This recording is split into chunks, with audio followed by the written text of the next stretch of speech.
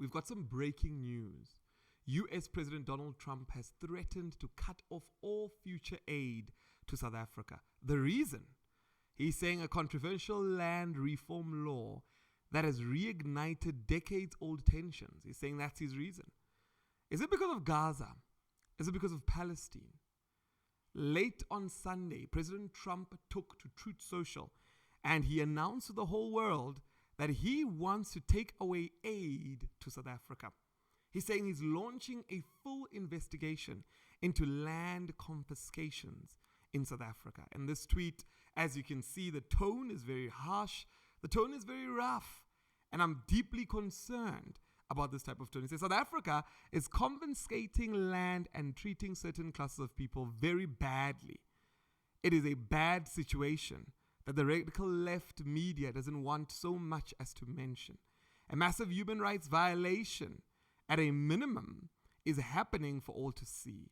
The United States won't stand for it. We will act. Also, I will be cutting off all future funding to South Africa until a full investigation of the situation has been completed. As you can see, this is threatening.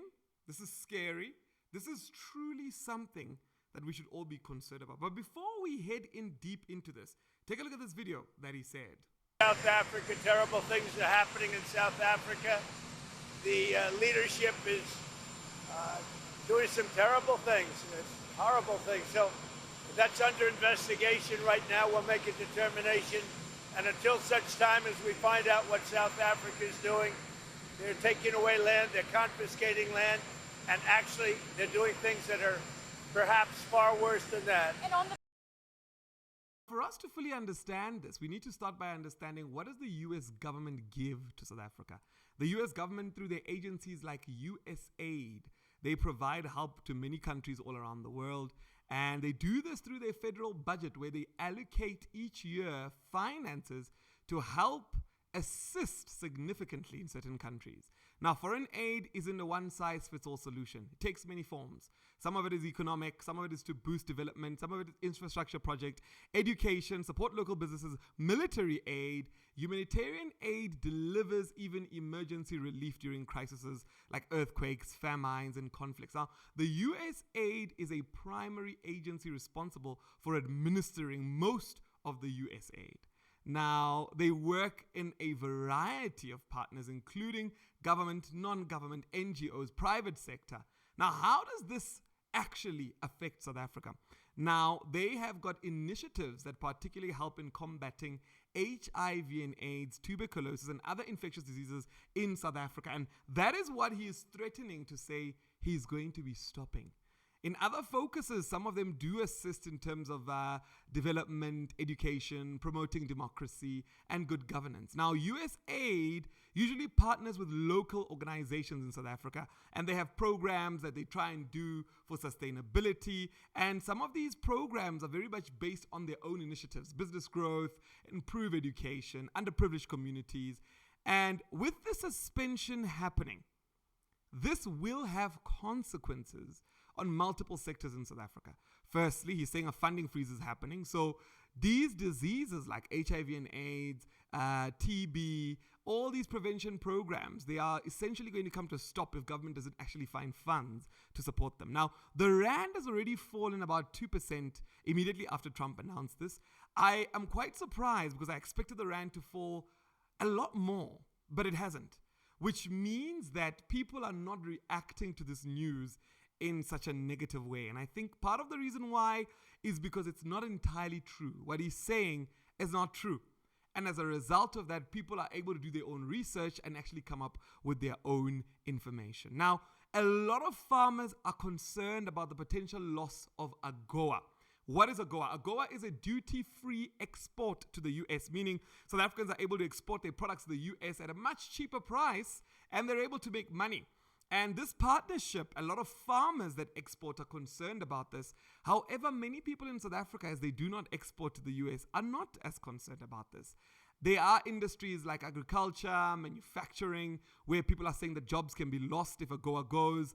There's over 600 US companies and NGOs, including HIVSA and Platform for Youth and Community Development. They're saying that they might be shut down. This is going to jeopardize about 15,000 health workers' jobs and community programs. Last year, the US aid allocated $440 million US. And with this freeze coming in, people are now concerned to say, what does this investigation mean? Because he's saying the funds will be frozen pending an investigation. Now, this is what the US correspondent is saying to us. Let's take of what happens in moments like this is that there's a lot of confusion, and so a number of his aides and the people that have to go and implement these things now need to find out what he meant. What was the catalytic moment for why South Africa now? And so I think there are a lot of people behind the scenes now seeking to get a better understanding of this. I've already texted South Africa's ambassador to say, is there some early reaction here? But I'm sure DIRCO is still digesting this information. I'm sure they weren't expecting to be starting their Monday this way. So I think there'll be a few hours or a few days to really, come to terms with what the president meant here and whether it will, of course, implement policy moving forward, right? We saw the suspension through executive order of all foreign aid. And then, of course, it had implications for humanitarian organizations, healthcare organizations in South Africa in relation to PEPFAR and the distribution of ARVs. And we saw them provide a waiver for that. So would it be something like that? I will tell you this. In 2018, when Donald Trump was last president, Sakina, he also tweeted August 22nd, 2018, I've asked my Secretary of State, Mike Pompeo, to closely study South Africa, the land and farm seizures and expropriations,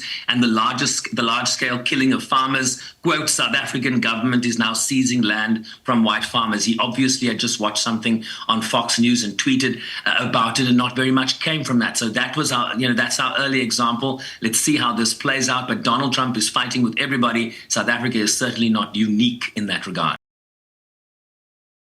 A tricky situation, and he's basically saying that there's massive human rights violation, and he's comparing us to Zimbabwe, where he's believing that we are mistreating a certain class of people, and that being white farmers in South Africa, and he's demanding an investigation. Now, President Cyril Ramaphosa has come out to defend his decision because he signed the expropriation bill into law.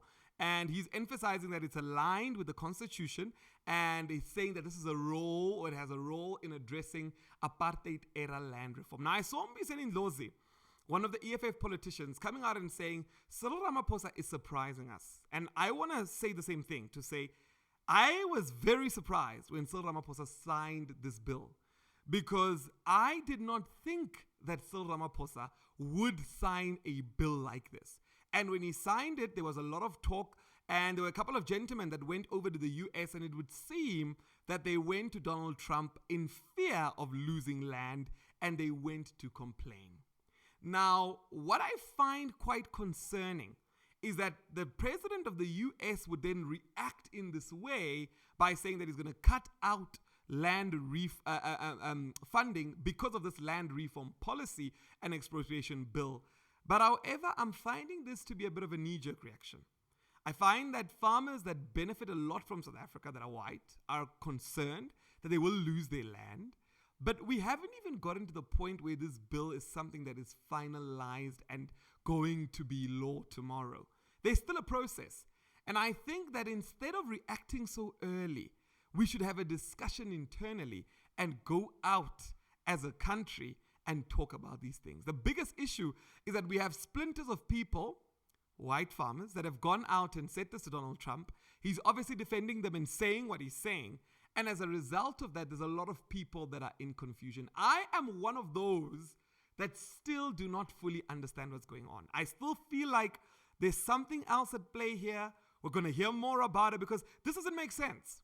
How does Cyril Ramaphosa sign a land expropriation bill, which we did not expect him to sign on the first hand? And this is something that when I thought about, I thought, ooh, what has happened? What has changed?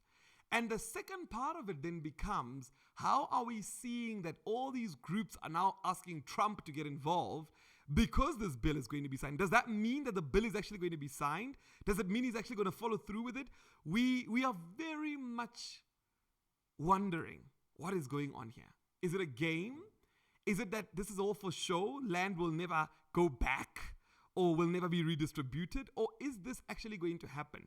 Now, I think I have my own opinion about this.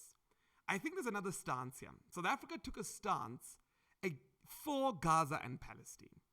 And I believe that Donald Trump, because they're strongly aligned with Israel, I believe that this is part of the reason why this is happening. I think that it would have been a very direct attack had he said, I'm stopping aid because of what you did with Israel. And I think maybe this might be a facade to say, well, I heard there's something that's been signed. Let me use it as an example. But I think it's a bit of a ruffling of the feathers here, because we did take South Africa as a country, did file a genocide case against Israel at the Institutional Court of Justice in December 2023. And Trump has reportedly or pledged unwavering support for Israel. And he's also stated that those that oppose Israel are enemies of the US. So as a result, South Africa has found itself as an enemy of the US. Now, South Africa's legal challenge aligns with its criticism of Israel. It's creating friction with Donald Trump's foreign policy. And I believe that Trump, through what he's now doing or saying, he's now basically coming out and saying, South Africa, your ICJ case and your vocal solidarity with Palestine, it aligns with what Trump said you will become an enemy of. And I think this might be something that's playing out. If you hate America, if you want to eliminate Israel, then we don't want you in our country. We really don't want you in our country. I will ban refugee settlements from terror-infested areas like the Gaza Strip, and we will arrest the pro-Hamas thugs who vandalize federal property and make really life very, very difficult in this country for a lot of people. Interesting is that Elon Musk, who is Trump's favorite and his man on the side there, he's also critiquing our Expropriation Act, and he's comparing it to Zimbabwe's land reforms, and he's accusing South Africa of genocide against whites. And analysts are saying that maybe this is because South Africa is aligned with China, Russia, and Iran in BRICS. And people are saying that, hey, we've really strained the Israel and the US relationship. And if you go back, there was a time where the US ambassador in South Africa, he accused South Africa of selling equipment or arms or bombs or bullets to Russia when they were fighting Ukraine. And if you remember, the US was up in arms about this, and he then later on apologized and said that it was an error. But I think that here we've got something brewing. And I'm a little bit concerned that South Africa's membership in BRICS, our close ties to China and Russia, do not fit well with Trump's America First agenda. And I think that the influence of allies like Elon Musk, who has left his country, and we're quite clear that he has a few issues with South Africa, I believe that it's all now brewing, and the freezing of the aid is now just something that's coming in because we were critical of Israel, even if it's understated or they're not actually saying it. And I think that our domestic policies and our geopolitical alliances in terms of the US are not quite in favor. And as a result of that, we're now seeing this outlash. There's a couple of stuff I think. Trump freezing the aid has sparked a lot of anxiety in the healthcare system, and 2% the rand, but a little bit of diplomatic isolation from the US. But I don't think the harm has been that intense. We're now seeing China come up and saying if America's going to do tariffs against China, China's also going to do tariffs against America. So what we're now seeing, we're seeing a situation where it seems like South Africa, we are sowing or we are reaping what we have sowed. We went against Israel. We have not quite supported Elon Musk in his Starlink endeavor and trying to start a business here. BEE, they said he can't start it. And now I believe that all these things, joining BRICS, and Trump has come out to say that if you are joining BRICS and you're going to use BRICS currencies and dump the US dollar, he will act against you. I think all these things have now accumulated to the point where Trump is now dealing with South Africa in a different way. Couple of things here. I do not yet have an opinion on my own. I'm still researching. I'm still trying to understand the situation fully. I know there are a lot of South Africans that feel that Israel was a no-go zone. A lot of them still stand with the fact that Donald Trump standing for Israel is correct. There are South Africans that feel that Gaza and Palestine, that was the right thing to do, and a lot of them still feel that way. There is also a sense in our nation where we feel that BRICS is the right way to go, but there's a lot of people that feel that it's not the right way to go. There is a lot of division in South Africa. And I think the biggest issue that we've got here is that South Africa does not have a stance. If South Africa was clear to say, we don't care about US aid and we will continue to support our programs, I think that a lot of people would have clarity to say South Africa does not stand with the US and the partnerships with the US are necessary. But the problem is we seem to have groups within the country that go out and talk to Trump, and now the country must react based on what Trump has said. I think the situation is a little bit messy. At the moment, there's a few things that I want to share that we all need to be aware of. Our currency could be affected. Because if you look at the US and the way they've always acted against other countries, it's always been financial manipulation, it's been wars, it's always been cutting off finances as they're doing now.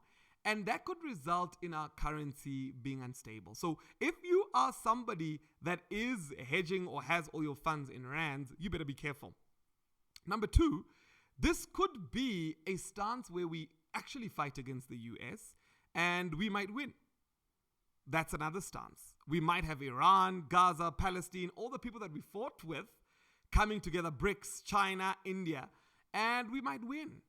This might stir us into another world war where every other nation that feels that Trump has done them wrong comes together and now fights the US. Could this be the end of it? Could this be the big war that everybody's talking about? Could we then see the world getting into huge calamity because of all these countries? Could we then see a Trump side of things and a non-Trump side of things?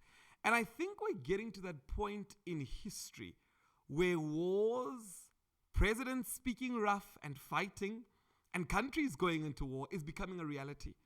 And as a result of that, I can only but wish that citizens are protected throughout this process. Because in the process of war, I need to be very honest with you, things will get messy.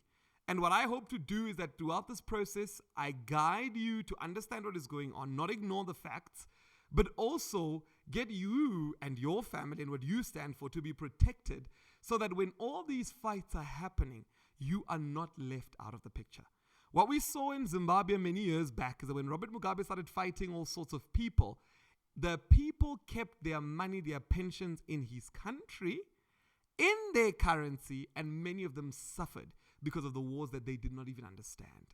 And it would be quite terrible for anyone to be looking at what's going on internationally and thinking that it's not going to affect you in one way or another.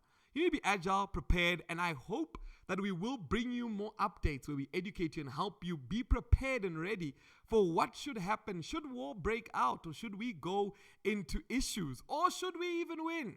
Because at this stage, we don't know yet what is going to happen. What we do know is that tensions are high.